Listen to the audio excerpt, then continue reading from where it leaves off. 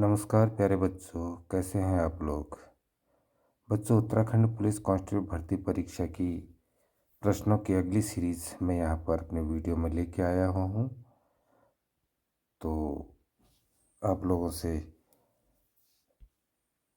प्रश्न करने से पहले एक दरखास्त है कि जो है आप लोग मेरे चैनल पर नए आए हैं तो इसे लाइक करें, सब्सक्राइब करें, कमेंट करें और शेयर करें। जो पुराने लोग हैं वे भी इन्हें लाइक करें, कमेंट करें और शेयर करें।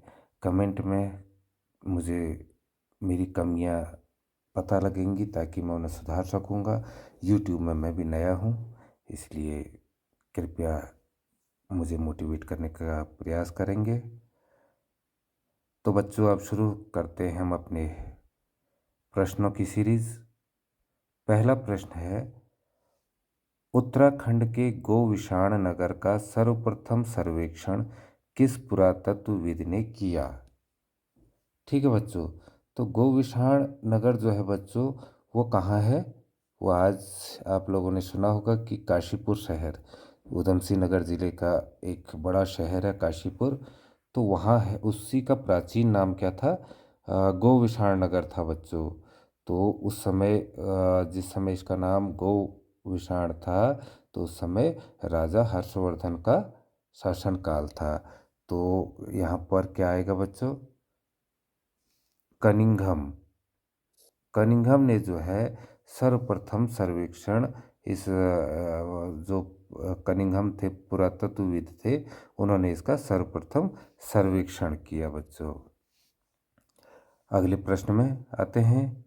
दूसरा प्रश्न है हमारा बच्चों, उत्तराखंड के प्रसिद्ध ऐतिहासिक स्थल गोविषाण की पहचान की गई है।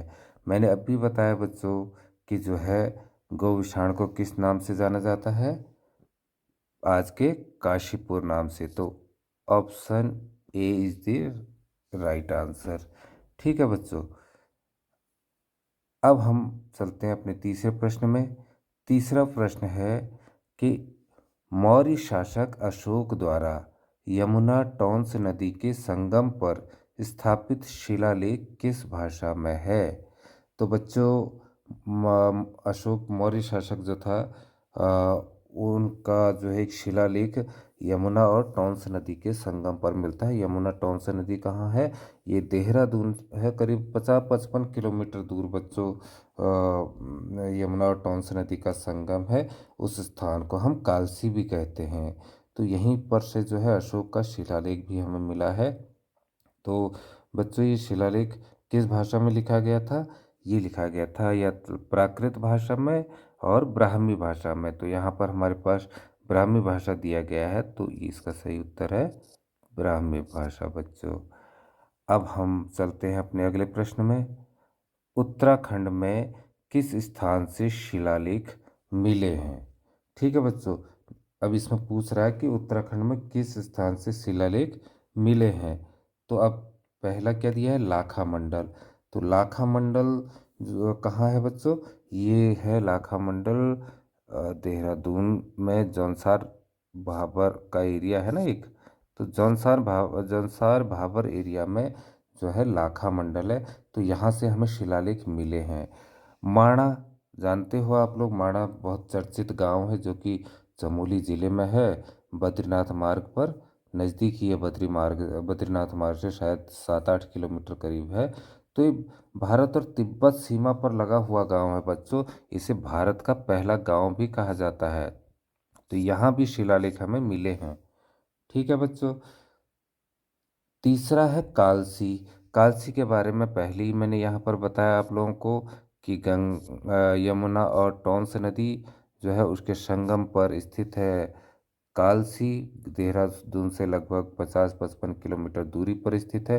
तो ये तीनों जगह हमें शिलालेख मिले हैं। तो तीनों जगह मिले हैं तो हमारा विकल्प जो है बच्चों आ जाएगा ये सभी। इस विकल्प क्या हो जाएगा, ये सभी is the right answer, right option. ठीक है बच्चों, अगले प्रश्न में चलते हैं हम। अगला प्रश्न है हमारा पांचवा कि छंगलेश की प्रशस्ति प्राप्त हुई। छंगलेश या छांगलेश कहते हैं इसे। तो इसकी प्रशस्ति प्राप्त हुई। तो छंगलेश की प्राप्त प्रशस्ति होती क्या है बच्चों? बच्चों जो जो जो छंगलेश थे, ये थे तत्कालीन राजा जो है छंगलेश, एक राजा थे। उन्होंने लिखवाई थी, या इसे कहते हैं खुदवाई या उत्कीर्ण की गई थी बच्चों। प्रशस्ति जो है उत्कीर्ण, उस समय लिखवाई खुदवाई तो नहीं होती, तो शिलालेख टाइप के होते थे प्रशस्ति। जैसे हम प्रशस्ति पत्र देते हैं, वैसी किसी राजा की प्रशंसा में जो लिखे जाते थे और वहाँ के जानकारी दी जाती थी, तो उन्हें प्रशस्ति कहते थे। तो छंगलेश की प्रशस्ति यानी छंगलेश जो एक राजा थे, उनके द्वारा लिखवाई गई ये प्रशस्ति थी। और अ, और जो है ये जो है हमें बच्चों खंडित रूप में, खंडित यानी कि टूटे हुए रूप में मिली है। कहाँ मिली है बच्चों ये? लाखा मंडल में। कहाँ मिली है? लाखा मंडल में। और लाखा मंडल है कहाँ? बताया भी आपको कि लाखा मंडल देहरादून में है, जौनसार भाबर क्षेत्र में। तो विकल्प बी इसका सही उत्तर है। अगले प्रश्न में चलते हैं बच्चों। छठा प्रश्न है हमारा कि जो है प्राचीन साहित्य में कुमाऊं क्षेत्र को किस नाम से जाना जाता था? इससे पिछली वीडियो है या उससे पहली वीडियो, उसमें मैंने आपको बताया था बच्चों कि जो है प्राचीन साहित्य में गढ़वाल क्षेत्र को जो है हम किस केदार खंड के नाम से जानते हैं। और उसी दौरान मैंने ये बताया था कि कुमाऊं क्षेत्र को हम मानस खंड से के नाम से जानते हैं प्राचीन साहित्य में। तो ये प्रश्न आज आ ही गया कि जो है प्राचीन साहित्य में कुमाऊं क्षेत्र को किस नाम से जाना जाता है? मानस खंड के नाम से। अब हम चलते हैं बच्चों सातवें प्रश्न में। सातवां प्रश्न है, गोपेश्वर के रुद्र शिव मंदिर के त्रिशूल लेख में किन दो राजाओं के लेख उत्कीर्ण हैं? ठीक है बच्चों, उत्कीर्ण, उत्कीर्ण माने वही मैंने बोला था आपको कि खुदाई जो होती है, जो शिलालेख में खुदवाई मतलब तोड़ तोड़ के पत्थरों को जो लिखा जाता है उसको हम उत्कीर्ण कहते हैं बच्चों। पत्थर को तोड़ के जो लिखा जिस भी भाषा शैली में लिखा जाता है उसे हम उत्कीर्ण कहते हैं। तो बच्चों जो ये मंदिर है गोपेश्वर का रुद्र शिव मंदिर, इसको जो ये कहाँ है, नाम भी लिखा है इसमें गोपेश्वर, और गोपेश्वर कहाँ है? चमोली जिले में है बच्चों। ठीक है। तो यहाँ के मंदिर बहुत विख्यात मंदिर है।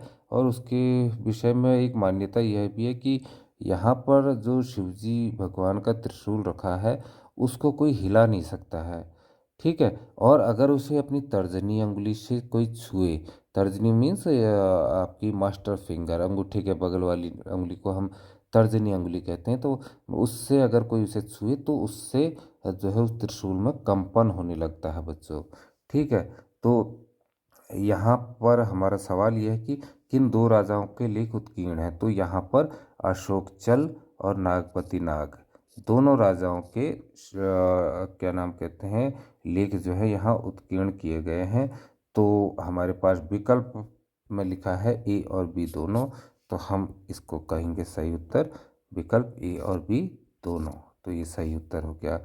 आठवें प्रश्न में चलते हैं बच्चों। उत्तराखंड पर शासन करने वाली प्रथम राजनीतिक शक्ति कौन थी? ठीक है बच्चों। तो कौन थी? देखो ऑप्शन है नाग, कुषाण, कुड़िंद और मौर्य। तो बच्चों जो क्या नाम कहते हैं, कुड़िंद वंश था। हालांकि वो क्या था, मौर्य वंश, जिस वंश में जो है अशोक सम्राट जो है अशोक ने भी जन्म लिया था, तो उसी के समकालीन थी ये जो है अपना कुड़िंद वंश। तो इसका शासन सबसे पहले राजनीतिक शक्ति के रूप में उत्तराखंड में इसी का शासन हुआ। तो हमारा विकल्प सी इसका सही उत्तर है बच्चों। ठीक है। अब हम चलते हैं नवे प्रश्न में। नवा प्रश्न है, निम्न में से किस कुनिंद शासक की रजत व ताम्र मुद्राएं पश्चिम में ब्यास से अलकनंदा तक एवं दक्षिण में सुनेत तथा बेहद तक प्राप्त हुई हैं? ठीक है बच्चों। तो अब इसमें क्या है कि कुनिंद शासक की रजत, रजत माने होता है बच्चों चांदी। क्या होता है? चांदी। चांदी की, रजत माने चांदी और ताम्र माने तांबा होता है, तो तांबे की जो मुद्राएं होती हैं, मुद्राएं सिक्के हो सकते हैं, तो सिक्के, ये जो है पश्चिम में ब्यास, ब्यास एक नदी है, ठीक है, और अलकनंदा भी एक नदी है बच्चों। ये ब्यास से लेकर के अलकनंदा तक और दक्षिण में सुनेत से बेहद तक प्राप्त हुई हैं। तो वो किसकी हुई हैं बच्चों? वो हुई हैं राजा अमोघ भूति, एक राजा था, तो अमोघ भूति की। किसकी? तो हमारा विकल्प बी जो है बच्चों वो सही है, ठीक है।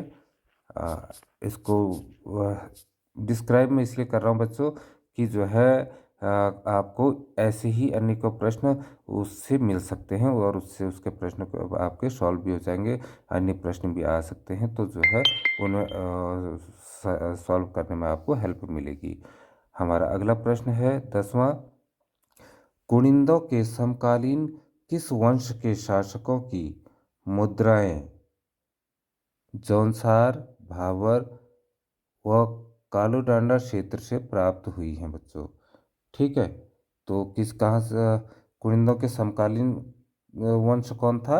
हमारा यौधेय वंश था। कौन सा वंश था? यौधेय वंश। तो इसकी जो है मुद्राएं हमें जौनसार भाबर क्षेत्र जो देहरादून के पास है, कालूडांडा क्षेत्र से प्राप्त हुई हैं। ये हमारा विकल्प ए सही हो गया बच्चों। और जो है ये यौधेय जो था बच्चों, ये यौधेय को पुराणों के अनुसार क्या है, युधिष्ठिर के वंशज माने जाते हैं यौधेय, ठीक है। और इनकी जो वो होती थी आपका मुद्राएं, ये मुद्राएं क्या होती थी बच्चों? ये मुद्राएं होती थी उससे आपका इस पर जो है उस पर कार्तिकेय, हाँ, कार्तिकेय जो है युद्ध के देवता होते थे, तो कार्तिकेय की तस्वीर होती थी, कार्तिकेय की तस्वीर, ठीक है बच्चों। और साथ में जो है योधय गणस्य कुछ, हाँ, योधय गणस्य जय लिखा होता था ये, तो इनके उसमें मुद्राओं में योधय गुणस्य जय, तो योधय गुणस्य जय हम अगर लिख दें यहाँ पर एक बार, तो आप लोगों को ध्यान रहेगा कि ये कहाँ लिखा था। योधेय, योधेय गणस्य जय, इस टाइप से उसमें ये पंक्ति लिखी होती थी और कार्तिकेय, युद्ध के देवता कार्तिकेय की तस्वीर होती थी बच्चों। तो हमारा ये प्रश्न भी हो गया है। सही विकल्प हमने बताया इसका कि सही क्या है, यौधेय है। अब हम अपने अगले प्रश्न में आते हैं। अगला प्रश्न है बच्चों 11वां प्रश्न हमारा, अल्मोड़ा मुद्राएं किस साम्राज्य से संबंधित हैं? अल्मोड़ा मुद्राएं बच्चों, अल्मोड़ा मुद्राएं क्या होती हैं? अल्मोड़ा मुद्राएं, अल्मोड़ा प्रकार के एक प्रकार के सिक्के होते थे। तो बच्चों वो अल्मोड़ा मुद्राएं जो है, ये जो अल्मोड़ा मुद्राएं होती थी, ये चांदी और तांबे का मिक्सचर होती थी, चांदी और प्लस तांबे का मिक्सचर होती थी, चांदी और तांबे से बनी हुए सिक्के होते थे, ठीक है, चांदी और तांबे से बने हुए सिक्के होते थे। और जो है इनको इनको जो है पहाड़ी क्षेत्रों में या हिमालयी क्षेत्रों में हम कह सकते हैं, हिमालयी क्षेत्रों के पहले सिक्के भी कहा जाता है, इनको कहा जाता है हिमालयी क्षेत्र के पहले सिक्के, हिमालयी क्षेत्र के पहले सिक्के, ठीक है बच्चों। तो ये होते थे अल्मोड़ा मुद्राएं। अब सवाल आता है कि ये किससे जो है संबंधित थी ना, किस साम्राज्य से संबंधित थी? तो बच्चों ये किस साम्राज्य से संबंधित थी? ये थी आपके कुनिंद से। किससे? कुनिंद से। तो ऑप्शन बी हमारा जो है सही उत्तर हो जाएगा। 12वां प्रश्न है बच्चों हमारा कि यमुना की सहायक नदी अमलावा के बाएं तट पर अवस्थित कालसी का प्राचीन नाम क्या था। ठीक है बच्चों। तो हमने अभी तक पढ़ा कि जो यमुना और टॉन्स नदी के संगम पर जो है कालसी है, तो वहीं पर क्या है, एक नदी है अमलावा नदी। और अमलावा नदी जो है यद्यपि यमुना की सहायक नदी तो है, लेकिन टॉन्स नदी से उसका कोई लेना देना नहीं है। टॉन्स नदी के साथ वो नहीं मिलती है। तो इसी के बाएं तट पर कहा है, तो कालसी इस नामक स्थान जहाँ पर से अशोक सम्राट का हमें क्या प्राप्त हुआ, हमें अशोक सम्राट के जो है शिलालेख प्राप्त हुए हैं। तो उसका उसका उसका प्राचीन नाम क्या था बच्चों, कालकूट था। क्या था, कालकूट। ठीक है। अब अगला प्रश्न में चलते हैं। मौर्य शासक अशोक के कालसी अभिलेख में राज्य के निवासियों के लिए किस शब्द का प्रयोग किया गया है। इसमें बच्चों पुलिंद हमारा सही उत्तर है। पुलिंद शब्द का प्रयोग किया गया है मौर्य अशोक के कालसी में। ठीक है। अगले प्रश्न में चलते हैं बच्चों हम। अगला प्रश्न है हमारा कि उत्तराखंड में अशोक का शिलालेख स्थित है, कहाँ स्थित है। ठीक है। ये मैंने आपका क्या नाम कहते हैं बच्चों, विकल्प लगा भी रखा है। तो ये कहाँ स्थित है, कालसी में। कहाँ है, Kalsi. Kalsi is the right answer. अगले प्रश्न में चलते हैं बच्चों। 15वां प्रश्न है हमारा कि किस वंश के शासकों ने 5वीं शताब्दी के उत्तरार्ध में कृत्रपुर राजवंश की सत्ता समाप्त कर उत्तराखंड पर अधिकार कर लिया था। ठीक है बच्चों। तो कृत्रपुर ये कृतपुर राजवंश की सत्ता समाप्त कर उत्तराखंड पर अधिकार कर लिया था। ठीक है। तो ये किसने किया था, नागवंश ने। किसने, नागवंश से।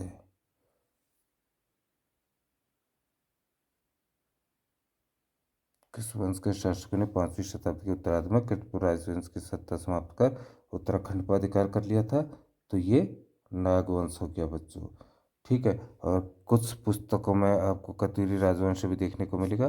तो ये यहाँ पर आपको कत्यूरी राजवंश दिखता है तो वो आप कर देंगे, नागवंश दिखेगा तो नागवंश करेंगे। तो अब ये उत्तर है नागवंश बच्चों। ठीक है। अब हमारा अगले प्रश्न में आते हैं। अगला प्रश्न हमारा 16वां प्रश्न है। तो 16वां प्रश्न में हम चलते हैं बच्चों। ठीक। 16वां प्रश्न हमारा 16वां प्रश्न है कि कृत्रपुर राज्य के संस्थापक कौन थे। ठीक है बच्चों। कृत्रपुर राज्य के संस्थापक कौन थे। कृत्रपुर राज्य के संस्थापक थे बच्चों कुनिंद। कौन थे, कुनिंद। यह हमारा सही उत्तर है बच्चों।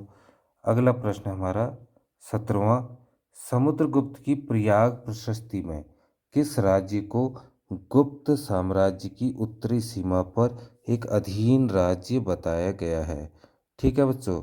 तो समुद्रगुप्त जो है बच्चों, उसकी प्रयाग प्रशस्ति, तो बच्चों पता है प्रयाग, प्रयाग यानी कि इलाहाबाद। प्रयाग महाकुंभ हुआ ना, अभी कहाँ हुआ, तो इलाहाबाद में हुआ। तो इसी को जो है समुद्र के गुप्त के प्रयाग प्रशस्ति को हम इलाहाबाद स्तंभ शिलालेख के नाम से भी जानते हैं बच्चों। ठीक है। और जो कि किसने लिखी थी, समुद्रगुप्त के दरबारी कवि थे एक हरिशेन। ठीक है। तो हरिशेन ने जो है इसे लिखा था, किस भाषा में लिखा था, संस्कृत भाषा में लिखा था। ठीक। तो ये इसका क्या आएगा बच्चों, सही उत्तर कृत्रपुर। ठीक है। उस पर इनने बताया कि ये जो है समुद्रगुप्त का एक अधीन राज्य है। अधीन माने होता है गुलाम बच्चों। तो कृत्रपुर को उसने गुलाम राज्य बताया था। ठीक। और और जो इनका ये प्रयाग प्रशस्ति है। तो इसमें जो है उसने उसने गुप्त वंश का भी राजनीति इतिहास के बारे में लिखा, गुप्त वंश के बारे में जानकारी दी, ठीक है। और कृतपुर को क्या बताया, गुप्त साम्राज्य का एक अधीन राज्य बताया था। तो हम अब अगले प्रश्न में चलते हैं बच्चों। 18वां प्रश्न, निम्न में से कौन सा क्षेत्र शक संवत प्रचलन, सूर्य मूर्तियों और मंदिरों की उपस्थिति तथा शकों के अधिकार की पुष्टि करता है? बच्चों यह है कुमाऊं क्षेत्र। कौन सा है? कुमाऊं क्षेत्र सही उत्तर है हमारा। वीडियो लंबा हो रहा है इसलिए जल्दी जल्दी कर रहे हैं बच्चों। 19वां प्रश्न है हमारा कि प्रमाणिक साक्ष्यों के कारण किस राजवंश को उत्तराखंड का प्रथम ऐतिहासिक राजवंश माना जाता है? ठीक है बच्चों। तो इसका सही उत्तर होगा क्या? इसका सही उत्तर होगा कार्तिकेयपुर। क्या होगा? कार्तिकेयपुर। कार्तिकेयपुर को ही बच्चों कत्यूरी राजवंश भी कहा जाता है। इसको कत्यूरी राजवंश के, अगर इसकी जगह कत्यूरी राजवंश आता है तो वो भी इसी का नाम है। ठीक है बच्चों, कत्यूरी राजवंश। ये भी सही है और वो भी सही है। तो इसका सही उत्तर हो गया कत्यूरी राजवंश। और अब हम चलते हैं अपने नेक्स्ट क्वेश्चन में बच्चों। नेक्स्ट क्वेश्चन और अंतिम क्वेश्चन है कि निम्न में से किस शासक ने बाड़वाला नामक यज्ञ वेदिका का निर्माण किया था? ठीक है बच्चों, यह निर्माण कराया था। तो ये किसने करवाया था? बाड़वाला बच्चों, बाड़वाला एक जगह का नाम है। ठीक है, कहाँ है वो? वो बाड़वाला जो है एक यज्ञ वेदिका जो देहरादून है, देहरादून के नज़दीक जगत ग्राम में है। ठीक है, बाड़वाला। तो वहाँ पर जो है ये क्या है? यज्ञ वेदिका है। यज्ञ वेदिका आप जानते हो कि यज्ञ यज्ञ वेदिका कैसे कहते हैं? वही जिसमें अनुष्ठान, हवन, यज्ञ आदि होते हैं, तो उसको यज्ञ वेदिका कहते हैं। और इस यज्ञ वेदिका को जो है बच्चों भारतीय पुरातत्व सर्वेक्षण विभाग ने इसे क्या कर दिया है कि राष्ट्रीय स्मारक भी घोषित किया है। ठीक, और इस यज्ञ वेदिका पर जो है कुनिंद वंश के शासक थे। कुनिंद वंश के शासक कौन थे? शीलवर्मन। शीलवर्मन ने जो है अश्वमेध यज्ञ कराया था बच्चों यहाँ पर। तो इस कौन सा यज्ञ कराया था? अश्वमेध यज्ञ। अश्वमेध यज्ञ आप जानते हो, आपने रामायण महाभारत में पढ़ा ही होगा कि अश्वमेध यज्ञ क्या होता है, जिसमें जो है एक यज्ञ करने के पश्चात एक घोड़े को छोड़ दिया जाता है, जहाँ तक घूमता है वहाँ तक उनका साम्राज्य होता है, आदि आदि। ठीक है, तो ये आज का वीडियो बच्चों यहीं समाप्त होता है। और वीडियो को पसंद आए तो लाइक करें और सब्सक्राइब करें, सबको शेयर करें। अगर कोई अच्छा चीज़ आपको दिखता है या कुछ कमी मेरी दिखती है तो आप प्लीज़ कमेंट करें ताकि मैं उसे सुधार सकूं और नई वीडियो कुछ अच्छे तरीके से ला सकूं। तो धन्यवाद बच्चों, आपका दिन मंगलमय हो। Bye bye.